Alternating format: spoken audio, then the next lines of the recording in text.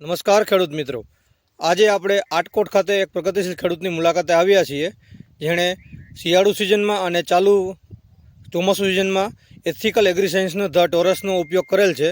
તો આવો આપણે જાણીએ ખેડૂતો પાસેથી, એમનો પરિચય મેળવીએ અને એમના અનુભવો જાણીએ. ખેડૂત મિત્ર, આપનો પરિચય અને આપના અનુભવ જણાવો. મારું નામ છે નિમેશભાઈ વઘાસિયા, ગામ આટકોટ. ગયા વર્ષના શિયાળુ પાકના સિઝનમાં અમે ચણા અને જીરામાં ધ ટોરસ છાંટેલું હતું. ત્યારે મને બહુ જોરદાર ફ્લાવરિંગમાં અને ઉત્પાદનમાં રિઝલ્ટ મળ્યું હતું.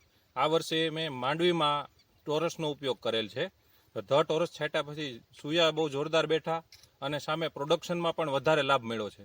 ટોરસનું છંટકાવ કર્યા પછીના જે સૂયાની બેઠક અને પોપટાનો ઉતારો છે એ વધારે પડતો થયો છે, જે રનિંગ દર વર્ષે હું લઉં છું એની કરતાં. સરસ. તો અન્ય ખેડૂત મિત્રોને આ પ્રોડક્ટની ભલામણ કરી શકાય? ચોક્કસ 100% વાપરવું જોઈએ. અખતરો કરી અને જોઈ લો, તમને રિઝલ્ટમાં તરત ફેર દેખાડી દેશે. આભાર.